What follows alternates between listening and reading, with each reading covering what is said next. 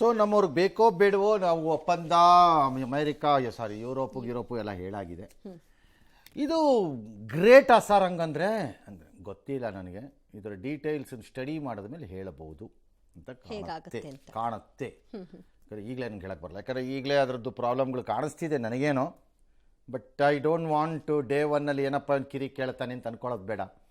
For example ಈಗ ಕಾರ್ಗಳದ್ದೆಲ್ಲ ಹೇಳಿದ್ರೆ ಕಡಿಮೆ ಆಗುತ್ತೆ ಮರ್ಸಿಡೀಸ್, ಇದು ಆಗಲ್ಲ ಅಂತ ನನ್ನ ವಾದ. ತಕ್ಷಣಕ್ಕ ಸರ್ ಅಥವಾ ಆಗದೇ ಇಲ್ಲ.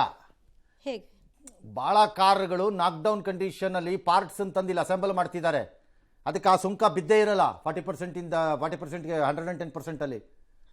ಹಾಗಾಗಿ ಏನು ರೇಟಲ್ಲಿದೆಯೋ ಅದೇ ರೇಟಲ್ಲಿ ಇರುತ್ತೆ. ಹೈ ಎಂಡ್ ಕಾರ್ಗಳು 5 ಕೋಟಿ 6 ಕೋಟಿ 8 ಕೋಟಿ ಅದೇ ಪೋರ್ಷೆ ಲಂಬೋರ್ಗಿನಿ ಇದೆಯಲ್ಲ ಅವುಗಳಿಗೆ ಕಡಿಮೆ ಆಗುತ್ತೆ. ಸೊ ಅದು ಅತಿ ಶ್ರೀಮಂತರಿಗೆ ಆಗುವಂಥದ್ದು, ಅದು ಆಗ್ಲಿಕ್ಕಿಲ್ಲ ಅಂತ ನನ್ನ ವಾದ. ಗೊತ್ತಿಲ್ಲ, ನೋಡೋಣ, ಸ್ಟಡಿ ಮಾಡಿದ್ರೆ ಒಂದೊಂದಾಗಿ ಗೊತ್ತಾಗುತ್ತೆ. ಲೋಕಸಭೆ ವಿಪಕ್ಷ ನಾಯಕ ರಾಹುಲ್ ಗಾಂಧಿ ಹೇಳಿ ಅಂಜುಬುರ್ಕ ಅಂತ ಯಾರೋ ಬಿಹಾರದ ಕಾಂಗ್ರೆಸ್ನ ಮಾಜಿ ಸಂಸದ ಶಕೀಲ್ ಅಹಮದ್ ಹೇಳಿರೋದು. ಒಂದು ಕಾಲದಲ್ಲಿ ರಾಹುಲ್ ಗಾಂಧಿ ಆಪ್ತರವರು, ಒಂದು ಕಾಲದಲ್ಲಿ ಬಿಹಾರ್ ಕಾಂಗ್ರೆಸ್ ಪ್ರೆಸಿಡೆಂಟು ಆಗಿದ್ರೋ ಏನೋ ಸರಿ. ಕಾಂಗ್ರೆಸ್ನಲ್ಲಿ ಈಗ ಅವ್ರು ಹೇಳ್ತಾರೆ ನನಗೆ ಜೀವ ಬೆದರಿಕೆ ಬರ್ತಿದೆ, ನಂದು ಪ್ರತಿಕೃತಿ ದಹನ ಮಾಡಿ ಅವ್ರ ಮನೆಗೆ ನುಗ್ಗಿ ಅಂತೆಲ್ಲ ಹೇಳಿದಾರಂತೆ ಅಂತೆಲ್ಲ ಅವರೇ ಹೇಳ್ತಿದ್ದಾರೆ. ತಕ್ಷಣ ಕಾಂಗ್ರೆಸ್ನವರು ಎಂದಿನಂತೆ ವಂದಿಮಾಗದರು, ಪುಂಗಿಗಳು ಅಷ್ಟೇ, ಅವ್ರಿಗೆ ಇನ್ನೇನು ಗೊತ್ತು ಅವ್ರಿಗೆ. ಅವನು ಬೋಗಸ್ ಫಲ, ಅವನು ಯಾರು ಆ ಲೀಡ್ರ್, ಅವ್ನು ಮುಗೀತು. ಇದು ವರ್ಷದಿಂದ ವರ್ಷಕ್ಕೆ ಈ ಥರ ಬರ್ತಾ ಇರ್ತಾರೆ ಜೈಚಂದ್ಗಳು, ಇವನು ಒಬ್ಬ ಅದೇನೆ, ಇವನು ಒಬ್ಬ ಹೇಳಿ ಪಕ್ಷದಲ್ಲಿರೋರ್ಗೂ ಲಾಭ ಮಾಡ್ಕೋತಾರೆ ಅಷ್ಟೇ, ಹೋದ ಇವನು ಅಂತಂದ್ಬಿಟ್ಟು ಬೈದಾಕ್ಬಿಡೋದು ಎಲ್ಲಾರನ್ನೂ. ಅವನು ಯಾರೊಬ್ಬ ಮಾಣಿಕ್ಯಂ ಟಾಗೋರ್ ಅಂತಿದ್ದಾನೊಬ್ಬ, ಅದಕ್ಕೊಬ್ಬ ಅಲ್ಲಿ MLA ಹೇಳಿದ್ದಾನೆ, ಯಾವ ಟಾಗೋರು ಇಲ್ಲ, ಯಾವ ಕಾಂಗ್ರೆಸ್ಸು ಇಲ್ಲ ತಮಿಳ್ನಾಡಲ್ಲಿ, ಬೂತ್ಗೆ ಏಜೆಂಟ್ಗಳನ್ನ ಹಾಕೋಕ್ಕೆ ಯೋಗ್ಯತೆ ಇಲ್ಲದೆ ಇದ್ದವ್ರು ಬಂದು ನಮಗೆ ಹೇಳ್ತೀರಾ ಅಂತ ಚೆನ್ನಾಗಿ ಬೈದಾಕ್ಬಿಟ್ಟಿದ್ದಾನೆ ಇವತ್ತಲ್ಲೊಬ್ಬ DMK MLA. ಈ ಪಾರ್ಟಿಗೂ ಹೇಳಿದ್ದಾರೆ, ನೀನು ಟಿಕೆಟ್ ತಗೋಬೇಡ, ಬಂದು ನಿಲ್ಲು ನೋಡೋಣ ಅದು ಹೆಂಗೆ ಗೆಲ್ತೀಯ ಅಂತ ಕೇಳಿದ್ದಾರೆ. ಕರೆಕ್ಟ್ ಅದು ಆ್ಯಕ್ಚುಲಿ ಏನೋ ಅಂತ ಹೇಳ್ಬಿಟ್ಟಿದ್ದಾರೆ. ಹಂಗಾಗಿ ಮುಂದೆ ಗೊತ್ತಿಲ್ಲ. ಬಟ್ ರಾಹುಲ್ ಗಾಂಧಿಗೆ ಅವ್ರು ಹಂಗೆ ಹೊಂದ್ಬಿಟ್ಟಿದ್ದಾನೆ.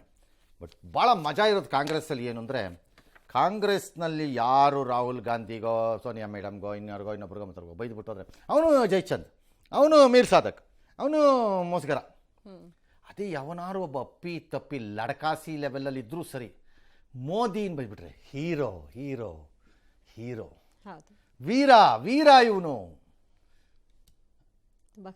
ಅಂತ ಬುರ್ರ ಬಿಡ್ತಾ ನಿಂತಿರ್ತಾರೆ. ನಾಚಿ ಕೆಟ್ಟವರು. ಅವನೊಬ್ಬ ಸತ್ಪಾಲ್ ಮಲ್ಲಿಕ್ ಅಂತ ಮಾತಾಡ್ತಿದ್ರು, ಏನು ಕಾಂಗ್ರೆಸ್ ವೀರ ನೋಡಿ, ರಾಹುಲ್ ಗಾಂಧಿನೇ ಅವ್ರ ಜೊತೆ ಹೋಗಿ ಇಂಟರ್ವ್ಯೂ ಮಾಡೋದು. ಈಗ ಶಕೀಲ್ ಅಹಮದ್ ಜೊತೆ ಯಾರು ಇಂಟರ್ವ್ಯೂ ಮಾಡಬೇಕು? ರಾಹುಲ್ ಗಾಂಧಿ ಅವರೇ. ಈಗ ಯಾರು ಮಾಡಬೇಕು ಇಂಟರ್ವ್ಯೂ? ನೀವೇ ಮಾದರಿಯಾಗಿ ಇದ್ರು. ಅವ್ನು ಸತ್ಪಾಲ್ ಮಲ್ಲಿಕ್ ಮಾಡಿದಾಗ ನೀವು ಹೋಗಿ ಅವ್ರನ್ನ ಇಂಟರ್ವ್ಯೂ ಮಾಡಿದ್ರಲ್ಲ ಯೂಟ್ಯೂಬಲ್ಲೋ ಎಲ್ಲೋ, ಈಗ ನಿಮ್ಮ ವಿರುದ್ಧ ಮಾತಾಡ್ರೆ ಇವನನ್ನು ಯಾರು ಇಂಟರ್ವ್ಯೂ ಮಾಡಬೇಕು? ಎಸ್.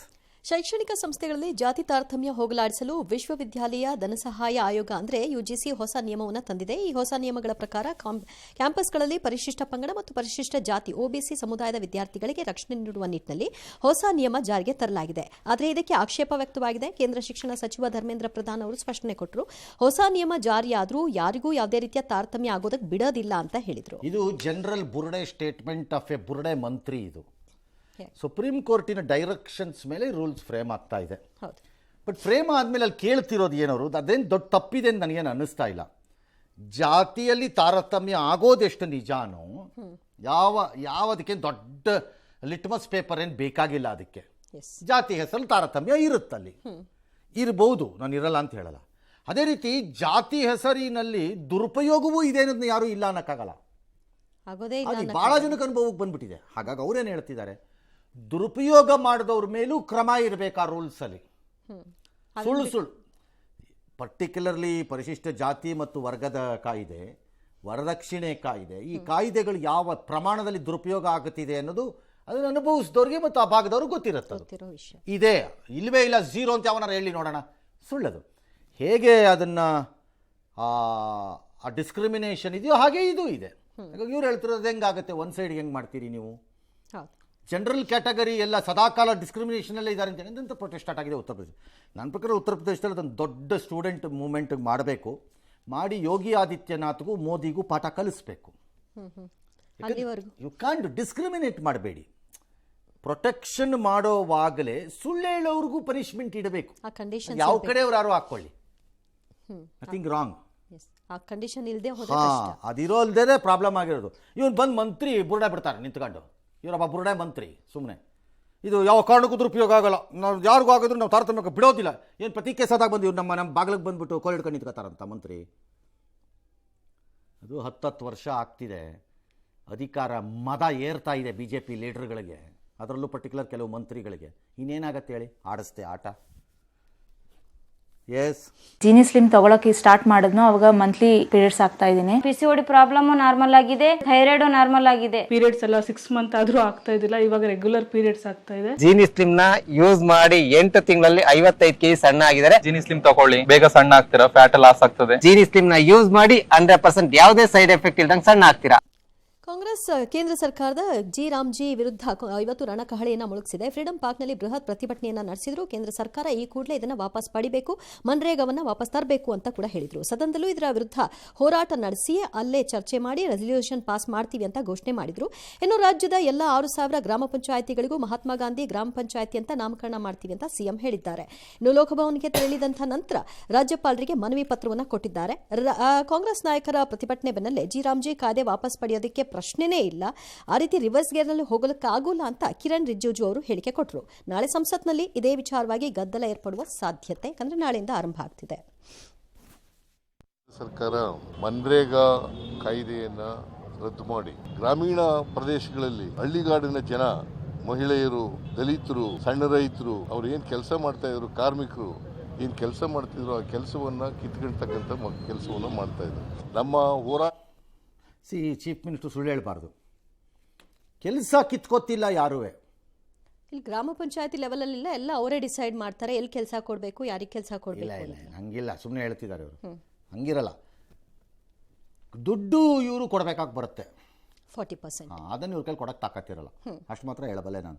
ಎಲ್ಲಿ ಕೆಲಸ ಕಿತ್ಕೋತಿದ್ದಾರೆ, ಯಾರು ಕೆಲಸ ಕಿತ್ಕೊಂಡ್ಬಿಡ್ತಾರೆ, ಹೆಂಗೆ ಕಿತ್ಕೊಂಡ್ಬಿಡ್ತಾರೆ ಅದನ್ನು? ಮಹಾತ್ಮ ಗಾಂಧಿ ಹೆಸರನ್ನ ಇಟ್ಕೊಳ್ಳಿ, ಅದರಲ್ಲೇನು ತೊಂದರೆ ಇಲ್ಲ. ಅದು ಕೆಲಸ ಕಿತ್ಕೋತಿದ್ದಾರೆ ಅನ್ನೋಕ್ಕಾಗಲ್ಲ, ದುಡ್ಡಿಂದು ಪ್ರಾಬ್ಲಮ್ ಆಗೋದಿದೆ. ಆಮೇಲೆ ಇವ್ರು ಏನು ಬೇಕಾದ್ರೂ ಮಾಡ್ಬೋದು, ಅವ್ರ ತೀರ್ಮಾನ ಅವ್ರಿಗೆ, ಇವ್ರ ತೀರ್ಮಾನ ಇವ್ರಿಗೆ. ಅಲ್ಲಿ ಬಿ ಜೆ ಪಿನಲ್ಲಿ ಬಿಟ್ಟರೆ ಅಲ್ಲಿ ಯಾರನ್ನು ಮೋದಿ ಯಾರ ಮಾತು ಕೇಳಿಸ್ಕೊಳ್ಳೋ ಸ್ಟೇಜಲ್ಲಿ ಇದ್ದಾರಾ? ಅವ್ರು ಯಾರ ಮಾತು ಕೇಳಿಸ್ಕೊಳ್ಳೋ ಸ್ಟೇಜಲ್ಲಿ ಇಲ್ಲ. ಅವ್ರು ಏನು ಅಭಿಪ್ರಾಯ ಕೊಟ್ಟರು ಅದನ್ನು ಕೇಳಿಸ್ಕೊಳ್ಳೋ ಸ್ಟೇಜಲ್ಲಿ ಇಲ್ಲ. ಅವರು ರಾಜ್ಯಗಳ ಅಭಿಪ್ರಾಯ 10 ವರ್ಷ ಆಗೋಗಿದೆ, ಹಾಗಾಗಿ ಅವ್ರ ತೀರ್ಮಾನಕ್ಕೆ ಬಂದಾಗಿದೆ. ನನ್ನ ಹತ್ರ ಅಪೋಸಿಷನ್ ಇಲ್ಲ, ನಾನು ಹೇಳಿದ್ದೆ ಆಡಿದ್ದೆ ಆಟ ಅಂತ. ಭಾಳ ವಿಚಾರಗಳಲ್ಲಿ ಬೇಕಾದ್ರೆ ಮಾಡಿ ತೋರಿಸ್ತೀನಿ ನಾನು. ಬಿ ಜೆ ಪಿಯವ್ರು ಬನ್ನಿ ನನ್ನ ಹತ್ರಕ್ಕೆ ತೋರಿಸ್ತೀನಿ. ಬೇರೆ ಗತಿ ಇಲ್ಲ, ಈ ದೇಶ ಒಪ್ಕೊಂಡಿದೆ. ರಾಮ್ಜಿ ವಿರುದ್ಧ ಪ್ರತಿಭಟನೆ ಮಾಡಿದ್ರೆ JDS ಶಾಸಕರಲ್ಲೆಲ್ಲ ತಿಮ್ಮಾಪುರ ದಂಡ ಆಗಬೇಕು, ತಲೆದಂಡ ಆಗಬೇಕು, ಡ್ಯಾಶ್ ಅಂತೆ. ಅವರು ಯಾರಿಗೆ ಪಾಲು ಹೋಗ್ತಿದೆ, ಡ್ಯಾಶು ಅಂತೆಲ್ಲ. ನಿಮ್ಮ ಮೇಲೆ ಬಂದಾಗ ನೀವು ಯಾರ್ಯಾರಿಗೆ ಪಾಲು ಕೊಟ್ಟಿದ್ರೋ ಅವರು ಅವ್ರವ್ರಿಗೆ ಪಾಲು ಕೊಟ್ಟಿರ್ತಾರೆ. ಸುಮ್ಮನೆ ಬುರುಡೆ ಬಿಟ್ಕೊಂಡು ನಿಂತ್ಕೊಂಡು ಇಲ್ಲಿ ಗಾಂಧಿ ಮುಂದೆ ನಿಂತ್ಕೋತಾರೆ. ಯಾಕ್ರಪ್ಪ ನಿಂತ್ಕೋತೀರಿ ಗಾಂಧಿ ಮುಂದೆ ನೀವುಗಳು? ನಿಮಗೆಲ್ಲ ಮಾನ ಮರ್ಯಾದೆ ಇದೆಯಾ ಬಿ ಜೆ ಪಿಯವ್ರಿಗೆ? ಯಾಕಪ್ಪ ಹಂಗಾರೆ ಮನ್ರೇಗಾಯಿಂದ ಗಾಂಧಿ ಹೆಸರು ತೆಕ್ಕೊಂಡ್ರಿ, ಏನದ್ರಿಂದ ಲಾಭ ಆಗಿದ್ದು ನಿಮಗೆ? ನಿಮ್ಗೆ ಆಗಿದ್ದು ಲಾಭ ಏನು ಅಂತ ನಾನು ಕೇಳೋದು. ಈಗ ಇಲ್ಲಿ ಗಾಂಧಿ ಪ್ರತಿಮೆ ಮುಂದೆ ಬಂದು ನಿಂತ್ಕೋತಾರೆ, ಅಲ್ಲಿ ಯಾಕೆ ತೆಗೆದ್ರಿ ಉತ್ತರ ಕೊಡಲ್ಲ, ಒಬ್ಬನೂ ಉತ್ತರ ಕೊಡಲ್ಲ, ಇನ್ಕ್ಲೂಡಿಂಗ್ ದಿ ಪ್ರೈಮ್ ಮಿನಿಸ್ಟರ್ ಆಗಲಿ, ಇನ್ನೊಬ್ಬರಾಗಲಿ, ಮತ್ತೊಬ್ಬರಾಗಲಿ, ಒಬ್ಬನು ಏನೀಗ ಅಂತ ದಿಮಾಕು ಕೊಬ್ಬಲ್ಲಿ ಮೆರಿತಿರೋರು ಒಬ್ಬರು. ಹಳೇ ಕಾಲದ ಕನಸುಗಳಲ್ಲಿ ಕಾಲ ಕಳೆಯೋದು ಇನ್ನೊಂದು ಪಕ್ಷ. ಇಬ್ಬರು ಸರಿಯಾಗಿದ್ರಿ ದೇಶನ ಹಾಳು ಮಾಡೋಕ್ಕೆ. ನೀವು ಗಾಂಧಿ ಪ್ರತಿಮೆ ಮುಂದೆ ಪ್ರತಿಭಟನೆ ಮಾಡೋಕ್ಕೆ ನಿಮ್ಗೆ ಹಕ್ಕನ್ನು ಕೊಟ್ಟವನು ಯಾವನು? ಬಿ ಜೆ ಪಿಯವ್ರಿಗೆ ತೆಗೆದು ಯಾಕೆ ತೆಗೆದ್ರಿ? ಅಲ್ಲಿ ಅದಕ್ಕೆ ಉತ್ತರ ಇಲ್ಲ. ಅಲ್ಲಿ ಯಾಕೆ ತೆಗೆದ್ರಿ? ಬರೀ ಬುರುಡೆಗಳೇ ಎಲ್ಲವೂ. ಎಸ್, ರಾಜೀವ್ ಗೌಡ ಅದ್ಯಾರೋ ರಾಜೀವ್ ಗೌಡ ಧಮಕಿ ಪ್ರಕರಣಕ್ಕೆ ಸಂಬಂಧಪಟ್ಟ ಹಾಗೆ ಈಗಾಗಲೇ ಆತನನ್ನು ಬಂಧನಕ್ಕೆ ಒಳಪಡಿಸಿ ಇವತ್ತು ಕೋರ್ಟ್ಗೆ ಹಾಜರುಪಡಿಸಲಾಯಿತು. 14 ದಿನ ನ್ಯಾಯಾಂಗ ಬಂಧನಕ್ಕೆ ಒಪ್ಪಿಸಲಾಗಿದೆ. ಇನ್ನು ಜಾಮೀನು ಅರ್ಜಿಯನ್ನು ಹಾಕೊಂಡಿದ್ರು, ಜಾಮೀನು ಅರ್ಜಿಯನ್ನು ಕೋರ್ಟ್ ವಜಾಗೊಳಿಸಿದೆ. ನ್ಯಾಯಾಂಗ ಬಂಧನಕ್ಕೆ ಒಪ್ಪಿಸಲಾಗಿದ್ದು ಸದ್ಯ ಆಶ್ರಯ ನೀಡಿದವರ ವಿವರಗಳನ್ನು ಪಡಿಬೇಕು, ಹಾಗಾಗಿ ನಮಗೆ ಒಪ್ಪಿಸಿ ಅಂತ ಕೂಡ ಕೇಳಿದ್ರು, ಆದರೆ ಒಪ್ಪಿಲ್ಲ. ನ್ಯಾಯಾಲಯ ನ್ಯಾಯಾಂಗ ಬಂಧನಕ್ಕೆ ಒಪ್ಪಿಸಿದೆ. ನನ್ನ ವಿರುದ್ಧ ಸುಳ್ಳು ಆರೋಪ ಮಾಡಲಾಗಿದೆ ಅಂತ ಈ ಸಂದರ್ಭದಲ್ಲಿ ರಾಜೀವ್ ಗೌಡ ಹೇಳಿದ್ರೆ ಕೋರ್ಟ್ ಎಲ್ಲವನ್ನ ನಿರ್ಧರಿಸುತ್ತೆ ಅಂತ ಆ ಕಡೆ ಪೌರಾಯುಕ್ತೆ ಅಮೃತಾ ಗೌಡ ಅವರು ಹೇಳಿಕೆ ಕೊಟ್ಟರು. ಇನ್ನು ವಿನಯ್ ಕುಲಕರ್ಣಿ ಸಲ್ಲಿಸಿದಂತಹ ಜಾಮೀನು ಅರ್ಜಿಯನ್ನ ಹೈಕೋರ್ಟ್ ವಜಾಗೊಳಿಸಿದೆ. ಈಗಾಗಲೇ ಸುಪ್ರೀಂ ಕೋರ್ಟ್ನಲ್ಲಿ ಅರ್ಜಿ ಇರೋದ್ರಿಂದ ಅಲ್ಲೇ ಇತ್ಯರ್ಥಪಡಿಸಿಕೊಳ್ಳಿ ಅಂತ ಹೇಳಿದೆ. ಆರೋಪದ ಬಗ್ಗೆ ಏನಾದ್ರು ಮಾತಾಡ್ತೀರಾ ಸರ್? ಸರ್ ಏನಾದ್ರು ಮಾತಾಡ್ತೀರಾ ಸರ್? ನಂತರ ಬಂದು ಸರ್ ಸರ್ ತಮ್ಮ ಮೇಲೆ ಆರೋಪದ ಬಗ್ಗೆ ಏನಾದ್ರು ಮಾತಾಡ್ತೀರಾ? ಆರ್ ಸಕ್ಸಸ್ಫುಲ್, ಕಂಗ್ರ್ಯಾಚುಲೇಟಿಂಗ್ ದೆಮ್ ಅಷ್ಟೇ. ಅವ್ರ ಪೊಲೀಸ್ ಅವರು let them follow their due process. ಕೋರ್ಟಲ್ಲಿದೆ, so I don't want to comment it madam. ಧೈರ್ಯವಾಗಿರಿ ಅಂದರು ಅಷ್ಟೇ ಮೇಡಮ್. All right. ಪಿತೂರಿ ಅಂತೆ ಪಿತೂರಿ ಅಂತ ಈಗ ಹೇಳೋದು ವ್ಯಕ್ತಿ ಯಾರು? ರಾಜೀವ್ ಗೌಡ. ಕತ್ತೆ ಕಾಯಕ್ಕೆ ಓಡೋಗಿದ್ನಂತ ಹಂಗಾರೆ ಇಡಿಯಟ್ಟು ಪಿತೂರಿ ಆಗಿದ್ರೆ. ಆಮೇಲೆ ಕೋರ್ಟಲ್ಲಿ ಹೇಳುವಾಗ್ಲೂ ಬಹಿರಂಗವಾಗಿ ಕ್ಷಮೆ ಕೇಳಿದ್ದೀನಿ ಅಂತ ಹೇಳಿದ್ಮೇಲೆ ಅದನ್ನ ಒಪ್ಕೊಂಡಂಗೆ ಹಾಂ, ಒಪ್ಕೊಂಡಂಗೆ ತಾನೆ. ಅವಾಗೇನು ಮಣ್ಣು ತಿಂತಾ ಇದ್ಯಾ ಅಂತ ಕೇಳಬೇಕು, ಏನು ತಿಂತಾ ಇದ್ದೆ ಆಗ ಅಂತ ಕೇಳಬೇಕು ಅವನಿಗೆ. ಮೂರನೇದು, ನನಗೆ I have A serious problem with ಆ ಪೊಲೀಸ್ನವರು. ಹೋಮ್ ಮಿನಿಸ್ಟ್ರಿ ಶುಡ್ ಇನಿಷಿಯೇಟ್ ಒಂದು ಎನ್ಕ್ವೈರಿ ಆರ್ಡರ್ ಮಾಡಬೇಕು ಇದಕ್ಕೆ. ಯಾವ ರೂಲ್ಸಲ್ಲಿ ಅವ್ನು ಕರ್ಕೊಂಡೋಗಿ ವಿಶೇಷವಾದಂತಹ ಗೆಸ್ಟ್ ಹೌಸಲ್ಲಿ ಕೂರಿಸ್ಕೊಂಡ್ರಿ? ಏನು, ವಾಟ್ ಈಸ್ ಈ ಟೆರರಿಸ್ಟಾ? ಯಾರು ಬಂದು ರೈಡ್ ಮಾಡ್ತಾರಾ ಅಥವಾ 2 ಲಕ್ಷ ಜನ ಬಂದಲ್ಲಿ ನುಗ್ಗು ಬಿಡ್ತಾರಾ? ಏನು, what is he? Why was he given that special treatment? Why was he samples collected in ಅತಿಥಿ ಗೃಹದಲ್ಲಿ ಯಾವುದರಲ್ಲೋ ಗೆಸ್ಟ್ ಹೌಸಲ್ಲಿ? ವೈ ಈಸ್ ಈ not treated like an ordinary criminal? ಏನು ಒಂದು ಸ್ಪೆಷಲ್ಗೆ? Somebody is behind this. I think that SP should be served with a notice ಈಗ. Or chief justice ಯಾರು ಒಬ್ಬರು ಲೆಟರ್ ಬರೀಬೇಕು, ಒಂದು ಓಪನ್ ಲೆಟರ್ನ, ಲುಕ್ ಎಟ್ ದಟ್ ಪೊಲೀಸ್ ಬಿಹೇವಿಯರ್ನ ಅಂತ. ನೀವು ಬಂದು ಅರೆಸ್ಟ್ ಮಾಡಿದ್ರಿ ಅಂತ ನಂಬಬೇಕಾ ನಾವು? ಎಲ್ಲ ಮ್ಯಾಚ್ ಫಿಕ್ಸಿಂಗ್ ಆಟಗಳಾಡ್ತಾ ಇದ್ದೀರಿ, ಮ್ಯಾಚ್ ಫಿಕ್ಸರ್ಸು. ಬೇಲ್ ಹೆಂಗೆ ಸಿಕ್ಕತ್ತೆ? ಅವನು ಮಾಡಿರೋ ತಪ್ಪು ಏನಾರು ಇದ್ಕೊಳ್ಳಿ, ನಾಳೆ ಸಿಗ್ಬೋದು ಬೇಲು, ಎಲ್ಲ ಆಗ್ಬೋದು. ಅವನೊಬ್ಬ ಅಕ್ಯೂಸ್ಡಾಗಿ ಕೂತಿದ್ದಾಗ ಇಡೀ ರಾಜ್ಯ ಅವನನ್ನು ಹುಡುಕ್ತಿದೆ. 6 ತಂಡದಲ್ಲಿ ಇಂಥ ಬುರುಡೆ ಬಿಡೋ ಚಿಕ್ಕಬಳ್ಳಾಪುರ ನೀವು ಪೊಲೀಸ್ನವ್ರು ನೀವು. ಅವ್ನು ಯಾರೋ ಒಬ್ಬ ಅವ್ರಿಗೆ ಅವ್ರದ್ದು ಫಾರ್ಮ್ ಹೌಸಲ್ಲಿ, ತೋಟದಲ್ಲಿ, ಮನೆಯಲ್ಲಿ ಜಾಗ ಕೊಡ್ತಾನೆ, ಆಶ್ರಯ ಕೊಡ್ತಾನೆ ಅಂದರೆ ಅವ್ನು ಈಸ್ ಈ not a accused? How did you people allow the court? What arguments you people made ಹಂಗಾರೆ ಅವ್ರಿಗೆ ಬೇಲ್ ಕೊಡುವಾಗ? This should be challenged. ಹೆಂಗೆ ಕೊಟ್ರಿ ಬೇಲ್ನ ಅಂತ? ಅದೆಂಗೆ ಅಕ್ಯೂಸ್ಡ್ಗೆ ಆಶ್ರಯ ಕೊಟ್ಟವನು ಬೇಲ್ ಸಿಗುತ್ತೆ? ಆರ್ಗ್ಯೂ ಮಾಡ್ಬೇಕು ಅದನ್ನು. ಇವನಿಗೂ ಅಷ್ಟೇ. ಹೆಂಗೆ ಅವನನ್ನು ವಿಶೇಷವಾಗಿ ಕರ್ಕೊಂಡು ನೀವು ಎನ್ಕ್ವೈರಿ ಮಾಡ್ತೀರಿ? ಏನು ಅವನು, ವಾಟ್ ಈಸ್ ಈ? ಏನು ಪ್ರೈಮ್ ಮಿನಿಸ್ಟ್ರಾ?